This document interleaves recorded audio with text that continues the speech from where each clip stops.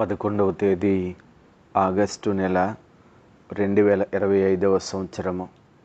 ఈ ఉదయకాల ధ్యానము కొరకై పరిశుద్ధ గ్రంథములో నుండి కీర్తనల గ్రంథము 118వ సంకీర్తన 8వ వచనాన్ని చదువుకుందాము. మనుషులను నమ్ముకొనుట కంటే యెహోవాను ఆశ్రయించుట మేలు. దేవునికి స్తోత్రములు.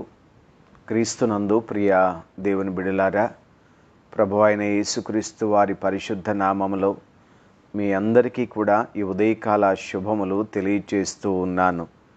ప్రభు మిమ్ములను మీ కుటుంబములను ఆశీర్వదించునుగాక. ఆమెన్. దేవునిని మాత్రమే నమ్ముకొనవలెను అనే ఒక ఆలోచన ఈ ఉదయకాలము దేవుని వాక్యము ద్వారా మనం గ్రహించగలుగుతూ ఉన్నాము. మరి దేనినైనా నమ్మక కేవలం మన నమ్మకాన్ని దేవుని పట్ల కలిగి ఉండవలసిన వారమై ఉంటున్నాము. చాలాసార్లు ఈ లోకంలో మన తెలివితేటలపైన మనకు నమ్మకం ఏర్పడుతూ ఉంటుంది. మన సామర్థ్యం పైన నమ్మకాన్ని పెంచుకుంటూ ఉంటాము. సంపద పైన నమ్మకాన్ని పెంచుకుంటూ ఉంటాము. బలాన్ని ఆశ్రయిస్తూ ఉంటాము. విద్యా బుద్ధులను ఆశ్రయిస్తూ ఉంటాము. సంబంధాలను కూడా మనము ఆధారంగా చేసుకోవడానికి ప్రయత్నం చేస్తూ ఉంటాము. కానీ ప్రియులారా, ఇవన్నీ కూడా మన జీవితాల్లో అంత స్థిరమైనవి కాదు. కానీ శాశ్వతమైనటువంటి దేవుని పట్ల మనము కలిగి ఉండే నమ్మకము మనకెంతైనా అవసరము అనే విషయాన్ని తప్పనిసరిగా మనము తెలుసుకొనవలసిన వారమై ఉన్నాము. మీకా గ్రంథము 7వ అధ్యాయము 5వ వచనం ప్రకారంగా, స్నేహితుని యందు నమ్మిక ఉంచవద్దు, ముఖ్య స్నేహితుని నమ్ముకొనవద్దు. నీ కౌగిటిలో పండుకొని ఉన్న దాని ఎదుట నీ పెదవుల ద్వారమునకు కాపు పెట్టుము. దేవుని బిడ్డలారా, ఈ మాటలు మనం వింటూ ఉన్నప్పుడు ఈ సత్యాన్ని మనము తప్పనిసరిగా గ్రహిస్తూ ఉంటాము. ఈ లోకములో ఏదైనా లేక ఎవరినైనా నమ్ముట కంటే కేవలం మన నమ్మకాన్ని దేవుని పట్ల కలిగి ఉండుట తప్పనిసరిగా మనకు మేలుకరము అనే విషయాన్ని గుర్తించాలి. కీర్తనాకారుడు 20వ సంకీర్తనలో చెప్తారు, కొందరు గుర్రములను బట్టి రథములను బట్టి అతిశయపడుతూ ఉన్నారు, వారు కృంగి నేల మీద పడి ఉన్నారు అని. అవునండి, గుర్రములు రథములు యుద్ధములో విజయానికి అవి గ్యారంటీ ఇవ్వలేవు. చాలాసార్లు అనుకోవచ్చు, అధిక సంఖ్యలో ఈ రథాలను గుర్రాలను కలిగి ఉంటే మనకు గొప్ప విజయం లభిస్తుంది అని. కానీ వాటిపైన నమ్మకము తీవ్రమైన నిరాశకు దారితీస్తుంది అని పాత నిబంధన గ్రంథములో చాలా సందర్భాల్లో కనిపిస్తూ ఉంటుంది. ఒకానొక పర్యాయము సిరియా రాజు గొప్ప సైన్యముతో ఎలీషా ప్రవక్తను పట్టుకు వెళ్ళడానికి పంపిస్తూ ఉంటాడు.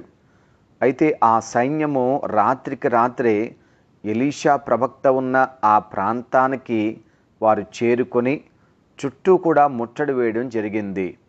బహుశా సిరియా రాజు ఏమనుకుని ఉంటాడంటే, నేను పంపించిన ఈ గుర్రాలు, ఈ రథాలు, ఈ సైన్యము ఆ ప్రవక్తను పట్టుకొచ్చేస్తుంది అని చెప్పి.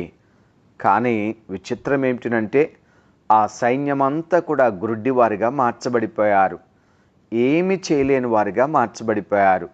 రాజు అనుకుని ఉంటాడు, ఈ శక్తి సరిపోతుంది అని చెప్పి. కానీ అక్కడ ఆ శక్తి ఎందుకు కూడా పనికి రాకుండా పోయింది. చాలామంది చక్రవర్తులు తమ సైన్యాన్ని ఆధారంగా చేసుకొని విజయాలు సాధించవచ్చు అని అనుకున్నారు. కానీ తీవ్రమైనటువంటి ఓటమికి వారు గురి చేయబడినట్లుగా చరిత్ర మనకు పాఠాలు నేర్పిస్తూ ఉంది. కనుక స్నేహితుడా, ప్రియ సహోదరి, 33వ సంకీర్తన 16-17 వచనాల్లో వ్రాయబడుతున్న సత్యం ఏమిటనగా, ఏ రాజును సేనాబలము చేత రక్షింపబడడు, ఏ వీరుడును అధిక బలము చేత తప్పించుకొనడు. రక్షించుటకు గుర్రము అక్కరకు రాదు, అది వాని విశేష బలము చేత మనుషులను తప్పింపజాలదు అని చదువుతూ ఉన్నాము. ఎంత వాస్తవమండి. కనుక స్నేహితుడా, ప్రియ సహోదరి, ఎప్పుడు కూడా ఈ లోకంలో ఉన్న వాటిని ఆధారంగా చేసుకొని అవే మనకు విజయాన్ని ఇస్తాయని, అవే మనను ఉద్ధరిస్తాయని, అవే మనను బలపరుస్తాయని అపోహపడొద్దు. ఎందుకంటే దేవుని వాక్యం చాలా స్పష్టంగా తెలియచేస్తూ ఉంది. ఏదైతే మనం ఆధారంగా చేసుకుంటున్నామో అది మనకు మేలు చెయ్యదు అని మనము గ్రహించాలి. యెషయా గ్రంథం 31వ అధ్యాయము మొదటి వాక్యములో, ఇశ్రాయేలు పరిశుద్ధ దేవుని లక్ష్య పెట్టకయు, యెహోవా యొద్ద విచారింపకయు, సహాయము నిమిత్తము ఐగుప్తునకు వెళ్ళుచు గుర్రములను ఆధారము చేసుకొని వారి రథములు విస్తారములు అనియు రౌతులు బలాఢ్యులనియు వారిని ఆశ్రయించు వారికి శ్రమ అని చదువుతూ ఉన్నాము. ఎంత విచిత్రంగా ఉందండి. దేవుణ్ణి విడిచిపెట్టి, దేవుని పట్ల నమ్మకాన్ని విడిచిపెట్టి, కేవలం ఈ లోకానికి సాదృశ్యంగా ఉన్న ఐగుప్తుకు వెళ్ళి ఐగుప్తు బలాన్ని ఆశ్రయించి ఐగుప్తు యొక్క శక్తిని ఆధారంగా చేసుకొని ఉంటే మేలు కాదు, శ్రమ కలుగుతుంది అని ప్రభు హెచ్చరిస్తూ ఉన్నారు. స్నేహితుడా, ప్రియ సహోదరి, ఆలోచన చేసుకుందాం. దేన్ని ఆధారంగా చేసుకుంటున్నాం మనము? ఎవరిని ఆనుకొనడానికి ప్రయత్నం చేస్తున్నాము? దేన్ని చూసుకుని మనం ధైర్యం తెచ్చుకుంటున్నాము?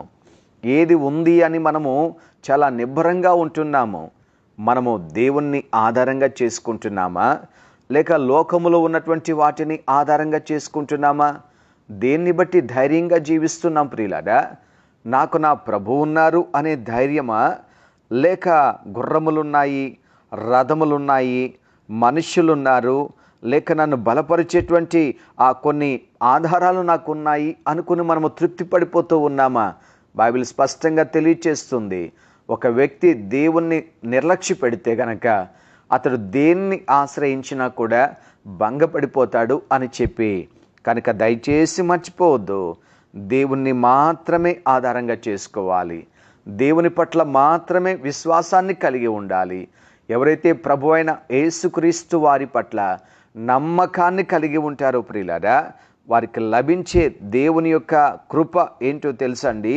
సామెతల గ్రంథము 3వ అధ్యాయము 26వ వచనంలో చదువుతాము, యెహోవా నీకు ఆధారమగును, నీ కాలు చిక్కుబడకుండా నట్లు ఆయన నిన్ను కాపాడును అని చదువుతున్నాము.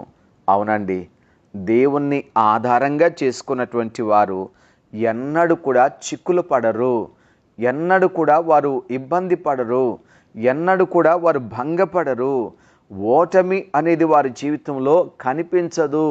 వారు పడినవారుగా ఉండరు, వారు అప్పగించబడేవారుగా ఉండరు. వారు ఏమాత్రము కూడా నలిగిపోతున్నట్లుగా, నష్టపోతున్నట్లుగా, లేకపోతే వారి జీవితాలలో అవహేళనకు గురి చేయబడుతున్నట్లుగా కనిపించదు. ఎందుకంటే వారు నమ్మేది సర్వశక్తిమంతుడైన దేవుణ్ణి అని జ్ఞాపకం చేసుకోవాలి. కనుక మన నమ్మకము కేవలం దేవుని పైన మాత్రమే ఉంచాలి ప్రియులారా.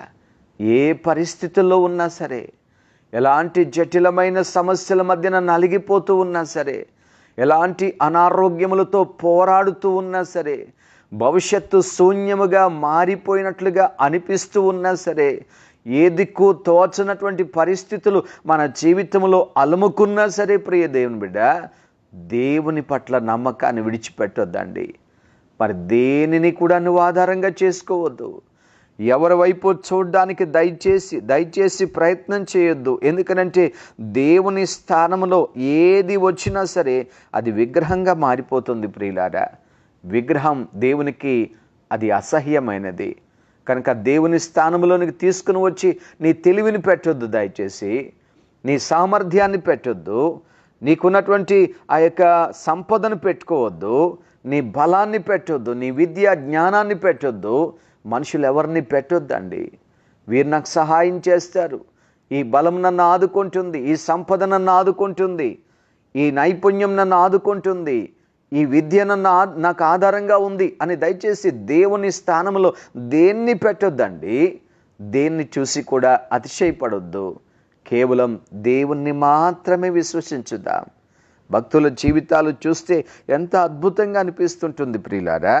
ముఖ్యంగా పౌలు గారు తన జీవితంలో ఆయన అనుభవించిన అనుభవాన్ని జ్ఞాపకం చేస్తూ ఫిలిప్పీ సంఘానికి వ్రాశారు. ఫిలిప్పీలకు రాసిన పత్రిక 3వ అధ్యాయము 3వ వచనం నుండి చదువుతూ ఉన్నాను. ఎందుకనగా శరీరమును ఆస్పదము చేసుకొనక దేవుని యొక్క ఆత్మ వలన ఆరాధించుచు క్రీస్తు యేసునందు అతిశయపడుచున్న మనమే సున్నతి ఆచరించు వారము. కావలయునంటే నేను శరీరమును ఆస్పదము చేసుకొనవచ్చును, మరి ఎవడైనను శరీరము ఆస్పదము చేసుకుని తలచిన ఎడల నేను మరి ఎక్కువగా చేసుకొనవచ్చును. 8వ దినమున సున్నతి పొంది తిని ఇశ్రాయేలు వంశపు వాడనై బెన్యామీను గోత్రములో పుట్టి హెబ్రీయుల సంతానమైన హెబ్రీయుడనై ధర్మశాస్త్ర విషయము పరిసయుడనై ఆసక్తి విషయము సంఘమును హింసించువాడనై ధర్మశాస్త్రము వలన నీతి విషయము అనింద్యుడనై ఉంటిని. అయినను ఏవేవి నాకు లాభకరములై ఉండెనో వాటిని క్రీస్తు నిమిత్తము నష్టముగా ఎంచుకొంటిని. దేవుని బిడ్డలారా, ఇక్కడ పౌలు గారు చెప్తున్నటువంటి సత్యాన్ని గుర్తిస్తున్నారా?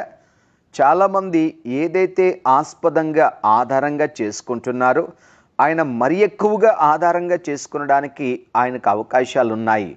ఎందుకంటే ఆయనకున్న గొప్ప గొప్ప అనుభవాలను ఇక్కడ జ్ఞాపకం చేస్తూ ఉన్నారు.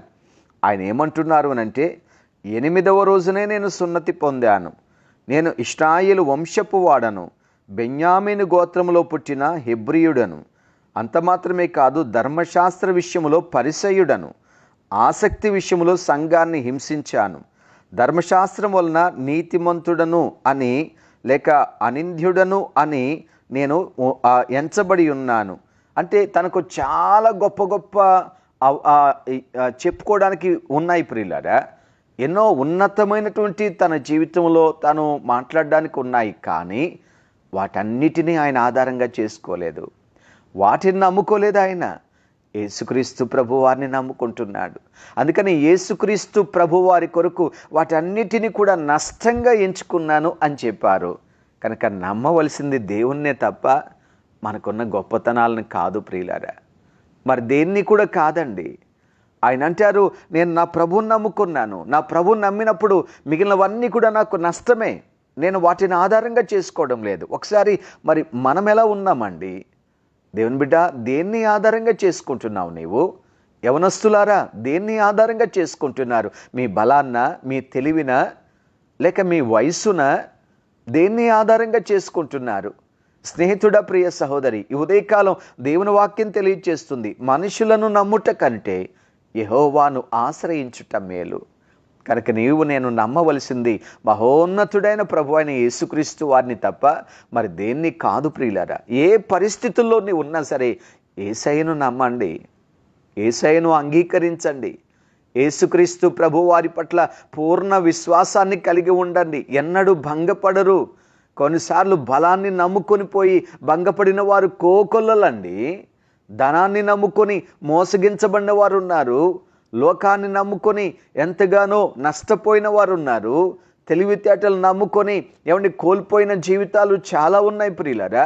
కానీ యేసయ్యను నమ్ముకొని నేను నష్టపోయాను అని చెప్పిన వారిని లోకంలో ఒక్కరిని చూడలేదండి.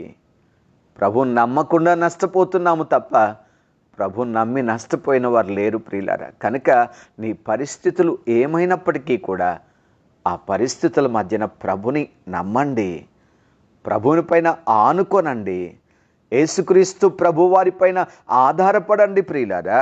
పౌలు గారు చక్కగా ఆయన జ్ఞాపకం చేస్తూ అంటారు, తిమోతికి వ్రాసినటువంటి 2వ పత్రిక 1వ అధ్యాయం 12వ వచనంలో, ఆ హేతువు చేత ఈ శ్రమలను అనుభవించుచున్నాను, కానీ నేను నమ్మిన వానిని ఎరుగుదును గనుక సిగ్గుపడను.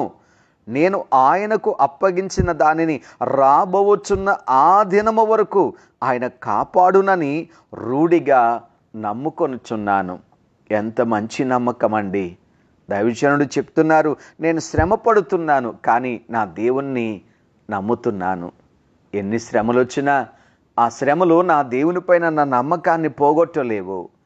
శ్రమలు వచ్చినాయి కదా అని నేను మనుషులను నమ్మడానికి ప్రయత్నం చేయను, పరిస్థితులను నమ్మడానికి ప్రయత్నం చేయను, ఇంకేదో నమ్మడానికి నేను ఆస్కారం ఇవ్వను. ఆ పరిస్థితుల మధ్యన కూడా నా దేవుణ్ణే నమ్ముతాను. ఎందుకనంటే నమ్మిన నేను నా దేవునికి నా జీవితాన్ని అప్పగించేశాను. దేవుని బిడ్డ, నిజంగా నువ్వు ప్రభువుని నమ్మితే గనక నీ పరిస్థితులు దేవునికి అప్పగించు, నీ కష్టాన్ని దేవునికి అప్పగించు, నీ వ్యాధి బాధలను దేవునికి అప్పగించు, నీ సమస్యలను దేవునికి అప్పగించు, నీ జీవితంలో సర్వస్వాన్ని దేవునికి అప్పగించు. నీ బిడ్డల జీవితాలను బట్టి ఆందోళన చెందుతున్నావా? నీ కుటుంబ పరిస్థితులను బట్టి కలవరపడుతున్నావా? నీ ఆర్థిక పరిస్థితులు నేను కలవరపరుస్తున్నాయా? లేక భవిష్యత్తును గురించిన ఆందోళన నీ జీవితంలో ఉందా? ఏదైతే నీ జీవితంలో నేను కృంగదీస్తుందో దాన్ని తీసుకొచ్చి ప్రభువుకు అప్పగించు. నువ్వు నమ్మితే గనక దైవజనుడు చెప్తున్నాడు, నేను ఆయనకు అప్పగించాను. నా దేవుడు ఎంత గొప్ప నమ్మదగిన వాడునంటే రాబోయే దినము వరకు కూడా, అనగా ఆ కడవరి దినము వరకు కూడా నా దేవుడు నన్ను సురక్షితంగా కాపాడుతాడు. అదండి నమ్మకం అంటే. నమ్మిన దేవుడు ఎంత గొప్పవాడో చెప్తున్నారు. నమ్మిన దేవుడు ఎంత నమ్మకమైనటువంటి కార్యాలు చేస్తారో దైవజనుడు చెప్తున్నారు. స్నేహితుడా, ప్రియ సహోదరి, ఈ ఉదయకాలం ప్రభు నీతో నాతో మాట్లాడుతున్నారు. మనుషులను కాదు, ఈ లోకంలో ఉన్న దేనిని కాదు, యేసయ్యను నమ్మండి. నమ్మి మీ జీవితాలను యేసయ్యకు అప్పగించండి. మీ కుటుంబాలను యేసయ్యకు అప్పగించుకోనండి. మీ పరిస్థితులను యేసయ్యకు అప్పగించుకోనండి.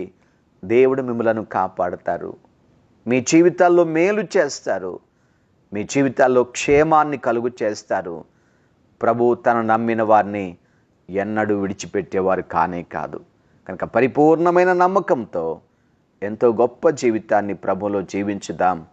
దేవునికి మహిమ కలుగునుగాక. ఆమెన్. పరిశుద్ధుడైన మా ప్రియ తండ్రి యేసయ్యా, మీకు వందనాలు చెల్లిస్తూ ఉన్నాము నాయన. ఈ ఉదయకాలం వాక్యం ద్వారా మాతో మాట్లాడి ఉన్నారు.